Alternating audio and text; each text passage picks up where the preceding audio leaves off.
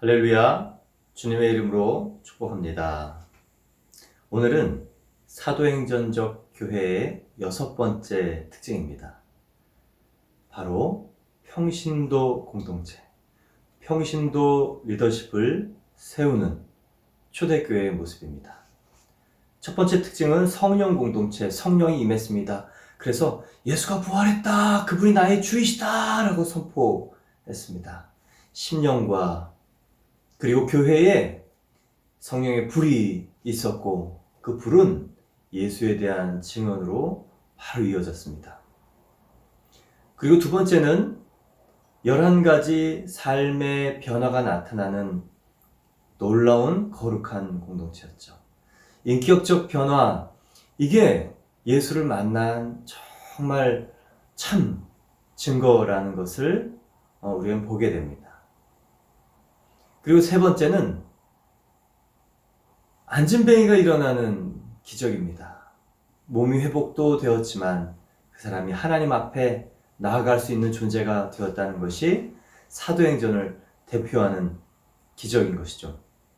네 번째는 그로 인해서 예수님을 전도하고 또 예수님을 증언하며 또 기독교가 유대교 사회에서 큰 영향력을 일으키자 핍박이 왔습니다. 외부적인 박해였습니다. 그래서 고난받는 공동체, 사도행전적 교회의 네 번째 특징이죠.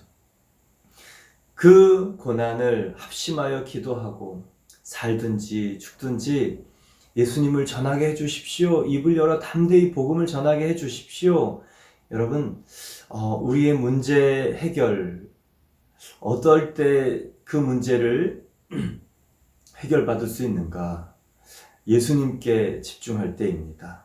아니, 나의 어떠함, 나의 아니가 아니고 정말 하나님이 이 일을 통해 무엇을 원하시는가 집중할 때입니다.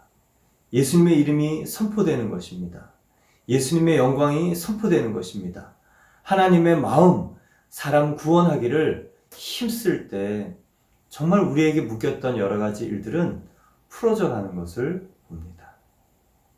그래서 고난을 통해서 교회는 단단한 그런 초대형 교회, 그냥 초대형 교회가 아니라 목숨을 걸고 정말 예수님을 전할 그런 영적 군사들, 똘똘 묻힌 군사들로 구성된 초대형 교회가 되었죠.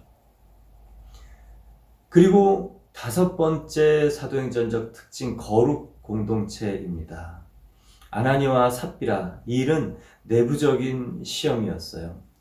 또 우리의 그런 은밀한 마음속의 비교의식, 또 사람 평판, 또 돈을 겸하여 섬기고 싶은 하나님, 이 두 마음. 근데 하나님께서는 정말 우리의 교회가 돈으로 되지 않는다. 사람은 속일 수 있지만 하나님은 속일 수 없다는 것을 보여주면서 작은 거짓말, 거룩 공동체, 순결이 능력이다.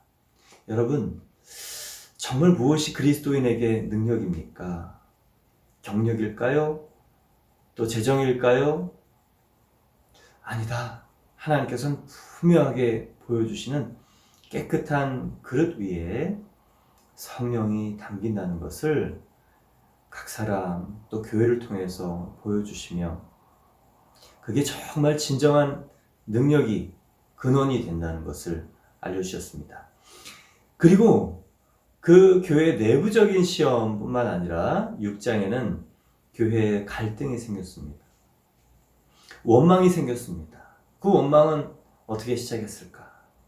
여러 가지 삐그덕삐그덕 하는 일이 사람들 안에 생겼고 한두 사람의 이 속닥거림 때문에 원망으로 번졌지만 그게 교회에 큰 위기가 될 줄은 몰랐죠. 위기, 이것은 기회일 수 있습니다. 왜 그렇습니까? 문제는 본질로 돌아가라는 하나님의 사인이기 때문에 그렇습니다. 사람 관리, 행정 관리, 조직 관리가 아니고 오늘 4절에 말씀하신 것처럼 오로지 기도하는 일과 말씀 사역에 힘쓰니라. 문제를 파악했던 거예요. 말씀을 제껴 놓았던 거예요. 급한 일 때문에 바빴던 거예요. 구제하는 일, 접대하는 일이 나쁜 일은 아니지만 그 일 때문에 본질적인 일을 잃어버립니다. 예, 이 상황 때문에 정말 중요한 것을 놓칠 때가 얼마나 많습니까? 그런데 하나님께서는 우리에게 정말 핵심적인 일, 본질적인 일, 하지 않으면 안 되는 일을 가끔씩 기억해 떠올리게 해주시는 일이 바로 우리의 삶의 문제이시죠. 그래서 3절에 성령과 지혜가 충만한 분들을 칭찬받는 사람을 꼽습니다. 여기서 우리가 알 수 있는 것은 교회에 세 부류의 사람들이 생겼다라는 거예요. 첫 번째는 사도입니다. 지금으로 말하면 목사, 전도사, 또 풀타임 이 사역자들을 말합니다. 두 번째는 성도라고 얘기한, 여기서 여기는 제자들이라고 얘기했던 지금의 평신도죠. 그런데 오늘 새로운 직분이 하나 생긴 것이죠. 또 목사나 또 성도가 아니라 우리가 흔히 얘기하는 7 집사가 생깁니다. 예, 사도들이 말씀과 또 기도하는 일 전무하리라 힘쓰리라 말씀과 기도를 놓쳤더니 삶이 정말 예수님이 원하시는 열매가 맺히지 않더라는 것을 깨닫고, 정말 6번째 사도행전적 특징, 사역을 평신도들에게 나누어 주는 것입니다. 그래서 집사 제도가 생기게 된 것이죠. 여러분, 종교개혁은 무엇입니까?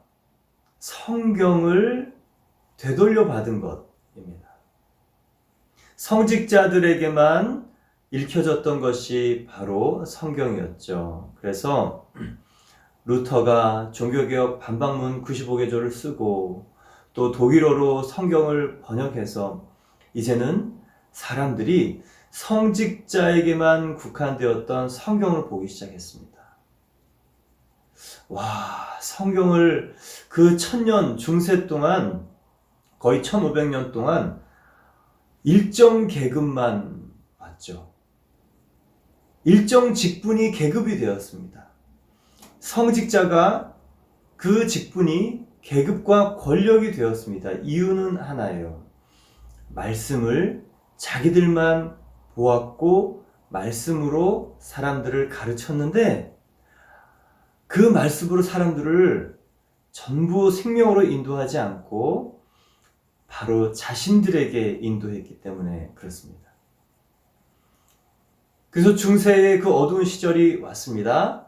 그리고 루터를 통해 95개조 방법론을 통해, 그리고 성경을 새롭게 독일어로 만들면서 사람들이 눈이 밝아졌죠. 그리고 16세기 제국주의를 통해서, 17세기 제국주의를 통해서 또 기독교가 여러 곳에 퍼져갑니다. 그리고 이 1700년대에 요한 웨슬리, 그리고 조지 휘필드를 통해서, 그리고 그 시대에 사역이 일어났습니다. 평신도들도 설교를 했고, 평신도들이 선교를 나갔고, 평신도들이 구제를 나갔어요. 정말 진정한 제2의 종교개혁이라고 부르는 17세기, 18세기 대각성의 그 특징은 무엇이냐? 평신도들이 사역을 되돌려 받은 것입니다. 그 전까지는 중세에 묶여서 평신도들은 사역을 할 수 없었습니다. 성경을 전하는 것도 일정한 계급의 사람들만 했습니다. 그리고 사역을 하는 것도 마찬가지였습니다. 18세기 이르러 이제 평신도들이 사역을 돌려받았지만 그 원형은 바로 사도행전 6장입니다. 오늘 제자들 가운데, 믿는 무리 가운데 성령과 지혜가 충만한 칭찬받는 사람들 7을 택하고 그분들이 집사 직분을 받고 사역을 합니다. 우리는 때로 이 집사 직분, 또 장로 직분, 또 권사 직분에 대해서 실망할 때가 있죠. 직분이 나쁜 것은 아닙니다. 제도가 나쁜 것은 아닙니다. 언제나 제도는 개선하기 위한 좋은 방안입니다. 그러나 사람이 그 제도에 못 쫓아갈 때, 언제나 제도보다는 사람이 중요한데 그 직분에 합당한 사람들이 세워지지 않을 때 정말 우리는 실망하게 되는 것이죠. 어떤 청소년들이 성경을 보고 집회 중에 이런 얘기를 했습니다. 목사님, 전 천국 가면 참 힘들 것 같아요. 왜? 그랬더니 천국에는 장로님들이 많잖아요. 24 장로님이라고 그러던데요. 한 분만 계셔도 우리 교회 이렇게 힘이 든데 24명의 장로님이 천국에 계시면 저희 얼마나 힘들겠습니까? 예. 여러분, 직분제도, 이게 정말 오늘 본문에서는 여러 가지 행정적인 일, 또 실제적인 일을 위해서 세웠지만 그게 안 좋게 비춰졌던, 청소년들의 눈에 안 좋게 비춰졌던 모습을 볼 수 있는 것입니다. 그러나 무조건 나쁜 것인가?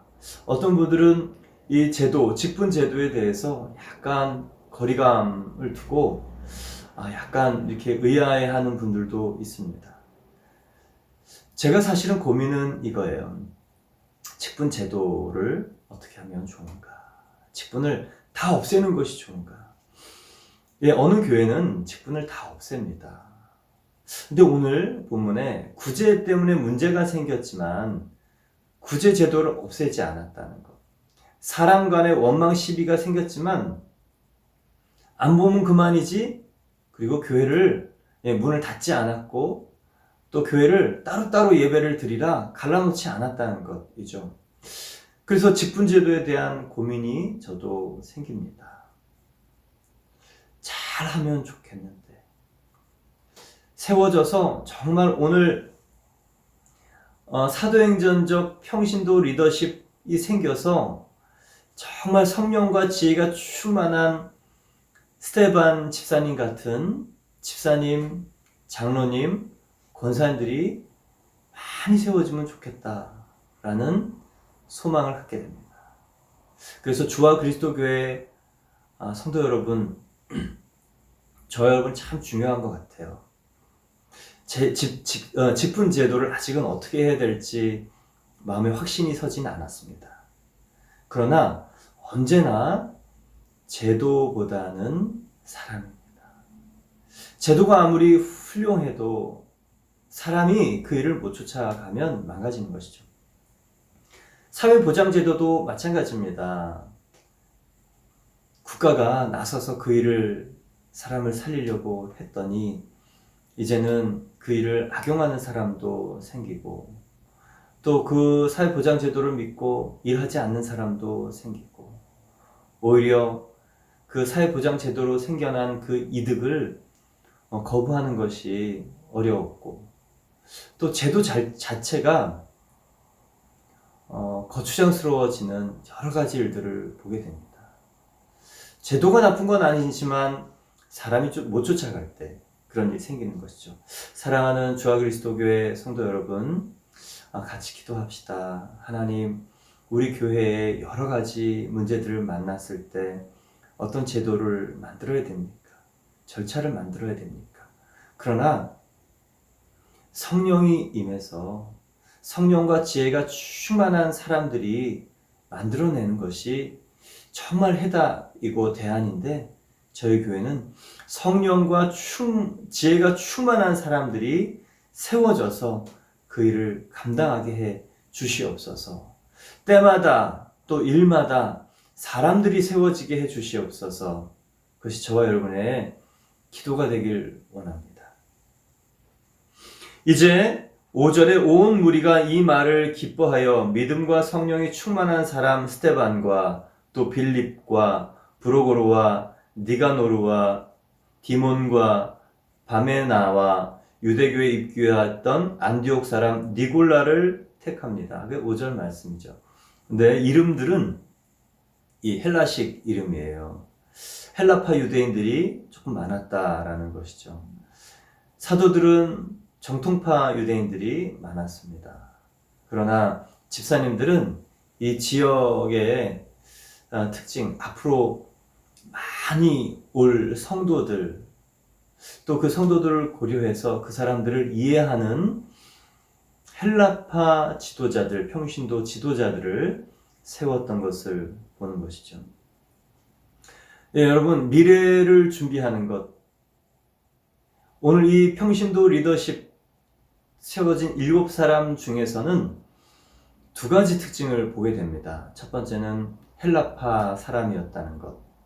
예, 앞으로 늘어나게 될 헬라파 성도들에 대한 이해 그리고 준비가 있다는 것입니다. 미래를 준비했다는 것이 첫 번째이고, 2번째는 7사람을 뽑았다는 것. 이것이 바로 협동사역, 팀사역입니다. 한 사람이 하는 일보다 2사람 낫습니다. 3사람 아주 훌륭합니다. 그러나 마음을 맞춰야 되는 것이죠. 이 팀 사역의 중요한 것은 핵심 가치입니다. 어디에 목표를 두고 마음을 맞춰줄 것인가. 사람마다 경험이 다르고 능력이 다른데 어떻게 그 일을 할 수 있을 것인가. 대의에 합의하면 됩니다.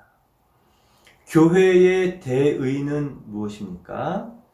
예수 그리스도를 전파하는 것입니다. 예수님의 영광이 나타나도록 하는 것입니다. 예수님의 사람들을 키우는 것입니다. 그 대의에 모두가 큰 우산 안에 들어가서 함께 일했던 것이죠. 그래서 마음 맞지 않은 일이 생겼어도 대의 때문에 서로 이해가 되고 서로 존경이 되고, 저 사람도 그 큰 뜻에 자기를 들인 사람이구나, 이런 생각을 하면서 함께 일했던 것입니다. 사랑하는 성도 여러분, 이제 저희가 12가정이 마음을 맞춰가는 기간, 서로 이해해가는 기간, 1년 동안 하나님께서 저에게 충분한 시간을 주셨습니다. 공동체란 부름받은 사람들의 모임, 에클레시아이지만 제가 정하는 그 공동체 정의가 있습니다. 뭐냐면 마음 맞지 않는 사람들의 모임이다. 모든 게 다릅니다. 모든 게 불평할, 원망할, 그리고 짜증낼 소재가 됩니다. 그런데 딱 하나, 예수님이 저 사람을 사랑하는구나, 저 사람도 예수님께 은혜 받았구나, 그 이유 하나 때문에 모든 것이 품어지고 모든 것이 기대가 되는 것. 여러분, 기대해야 하나님이 일하신다는 것 기억하십시오. 기대해야 내 마음도 변화되고 소망이 된다는 것을 기억하십시오. 오늘 그렇게 마음 맞지 않는 사람들이 힘써 일할 수 있는 이 핵심 가치, 예수. 그래서 그 이름이 위대합니다. 세상 사람들은 회사에서 이윤 추구라는 이 대의에 함께 협력합니다. 저희는 이 생명의 이름 예수 때문에 마음이 맞춰지고 서로 통하고 또 힘을 합치고 경험을 합쳐서 하나님께서 이 세대의 대안이라고 말씀하신 교회를 이루어갈 줄 믿습니다. 이제 6절에 보면 사도들 앞에 세우니 사도들이 기도하고 그들에게 안수했다고 얘기합니다. 예. 기도하고, 사도들이 기도하고 안수했다. 기름 부음을 받은 것이죠. 여러분, 사람에게 기름 부음 받는 것도 중요하지만 성령님께서 기름 부으시는 것 중요합니다. 그런데 교회에서는 하나님께서 교회의 권위를 따라서 기름 부어 주시죠. 왜 직분 제도가 필요할까 생각해 보면, 좋은 리더십, 본받을 만한 평신도 리더십, 그분들이 예수님의 교회의 권위로 예수님을 보여줄 사람들이 생기면 많은 사람들이 본을 받는다는 것입니다. 제가 오누리 교회에 있으면서 가장 놀라웠던 것은 평신도 리더십이 세워지는 거였습니다. 사회적인 경험이 풍부한 분들이 예수님을 만났고 또 예수님을 전하고 싶을 때 교회에서 그분들을 당신이 만난 예수를 당신의 방법으로 당신이 접하는 사람들에게 예수를 전해보시오. 예수 말고 모든 것을 바꿀 수 있습니다. 라는 목사님의 그 담대한 그 주문에 그분들이 일하기 시작했던 것이죠. 사회적으로 변화했고 그 힘과 방향을 정말 믿지 않는 사람들이 예수님에게 올 수 있도록 길을 활짝 열었습니다. 그래서 저는 놀랬죠. 저렇게 할 수 있구나. 맞아요, 여러분. 목회자는 하루 종일 만나는 사람이 믿는 사람입니다. 믿지 않는 분들을 만나는 것이 사실은 어렵습니다. 또 이 세상에서 핵심적으로 예수의 일을 믿지 않는 사람들에게 보여줄 분들은 제가 아니고 여러분들입니다. 그러니 여러분들이 세워져야 되는 것이 맞죠.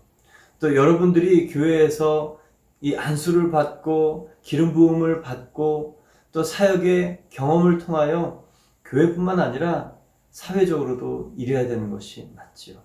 하루 종일 믿지 않는 사람들 속에서 힘들지만 정말 희어져 추수하게 될 넓은 밭이 여러분에게 있는 것 아닙니까?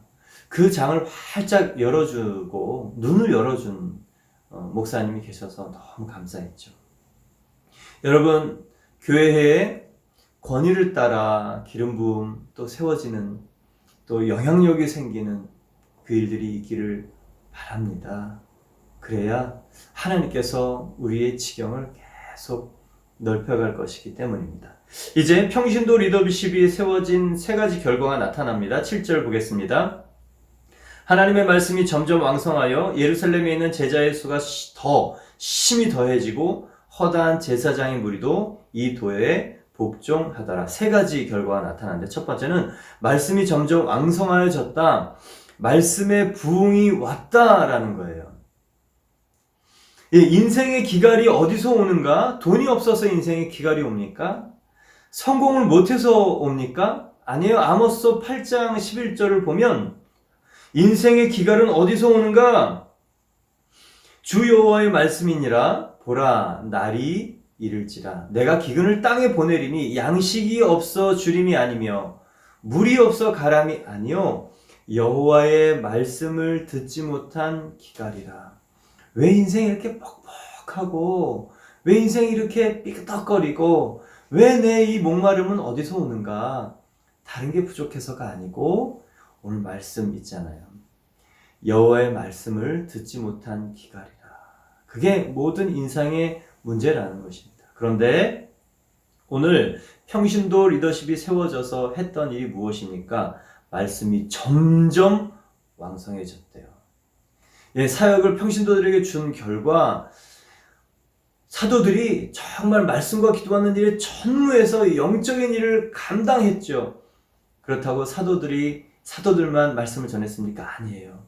스데반의 탁월한 설교, 빌립의 탁월한 전도, 각자 혼신의 힘으로 모든 성도들이 말씀을 전한 것입니다. 오늘 또 강조합니다. 사랑하는 주와 그리스도 교회 성도 여러분, 말씀 사역자가 되십시오. 그 위에 여러분의 전공과 은사를 세우기를 바랍니다. 말씀 사역은 공통입니다.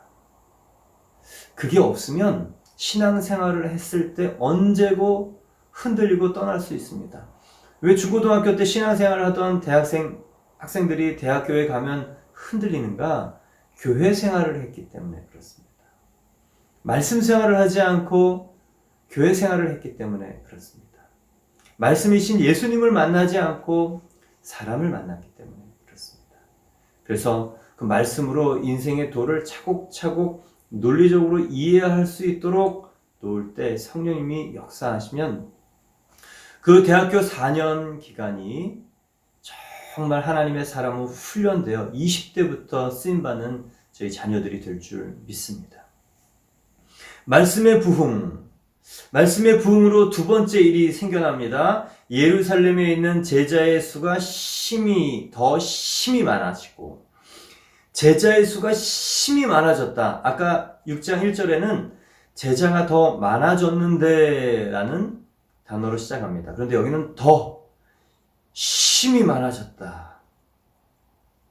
말씀이 있어야 부흥이 온다는 것을 여러분 볼 수 있습니다.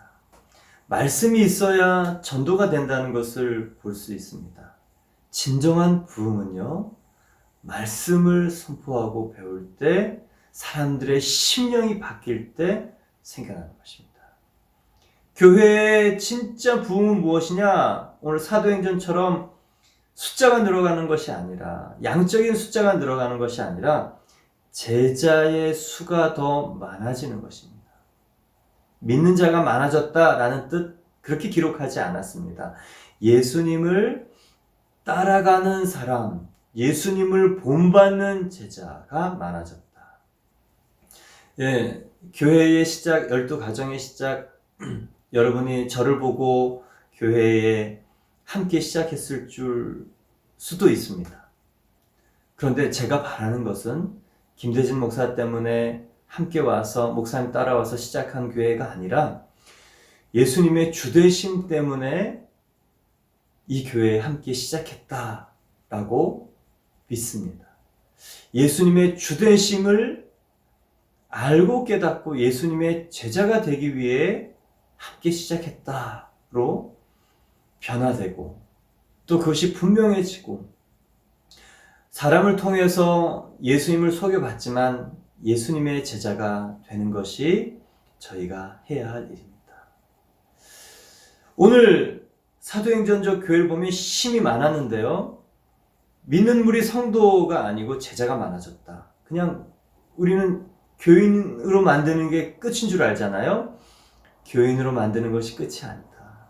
제자가 되어서 사도가 되게 하는 것이 끝이다. 예수님을 따라가게 하고 예수님의 일을 하게 하는 사람을 만드는 바로 그 생명 공동체가 평신도 리더십을 세우면서 일어났던 일입니다. 여러분, 생명은 반드시 자란다는 것을 보죠. 말씀이 이 안에 심겨 있으면 자란다는 것을 봅니다. 저는 요즘 큐티를 보면서 같이 말씀 듣고 기도하니 하나님이 일하시는구나. 하나님이 일하시는구나. 그렇지. 말씀을 새벽마다 듣고 말씀을 붙들고 기도하는데 어찌 하나님이 일하시지 않을 수 있겠는가? 어찌 성령님이 우리의 삶을 바꾸지 않을 수 있겠는가? 그렇지. 성령님이 나타나셔서 하는 일을 경험한 사람들이 진짜 증인이 된다. 안심이 됩니다. 감사가 됩니다. 기대가 됩니다. 사랑하는 성도 여러분, 생명은 반드시 자랍니다. 그래서 저와 여러분이 말씀 사역자가 되어야 되는 이유이죠. 세 번째, 평신도 리더십을 세운 결과가 무엇이냐? 허다한 제사장의 무리도 이 도에 복종하니라. 놀라운 일입니다. 예수님을 죽였던 이 핵심적인 인물이에요. 이 제사장은 계속 그 예수님뿐만 아니라 사도들을 잡아서 죽이려고 했던 핍박의 핵심적인 사람들입니다. 근데 이 사람들이 무리로 예수 그리스도 교회에 돌아오는 것입니다. 예수님께 돌아오는 것입니다. 이 도에 복종하는 것입니다. 이 얘기는 뭐냐면요, 믿을 수 없는, 예수님을 정말 믿을 수 없는 사람들이 예수님을 믿었다라는 내용이에요. 또 두 번째는 이 사람들은 성전 중심의 제사 공동체인 유대인들의 핵심적인 두 가지 특징, 성전과 제사의 핵심적인 부분을 감당했던 사람들입니다. 제사제도, 이 직분제도, 형식, 율법 다 버렸다 해요. 바꾸지 못할 것이 없다. 예수 믿지 못할 사람이 없을 뿐만 아니라 형식과 제도에 매이지 않을 수 있다. 이전의 삶을 송두리째 뒤엎을 수 있다는 것이 바로 예수 그리스도가 혁명적인 이름입니다. 여러분, 유대교 제사장이 예수님을 믿었다는 것은요, 정말 혁명적인 일이에요.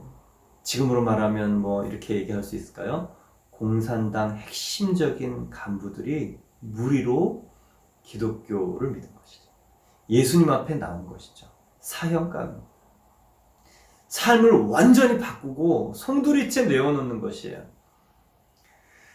그런데 믿음은, 생명은, 정말 믿음의 생명의 역사는 이런 일이 있습니다. 저희와 여러분이 생명이 있을 때 정말 믿지 않을 사람, 믿지 못할 사람, 그리고 정말 믿을 수 없는 사람들이 예수님 앞에 나오게 될 줄 믿습니다. 그리고 믿음이란 무엇이냐? 제사장을 통해서 보는 것입니다. 복종하는 것이다. 복종.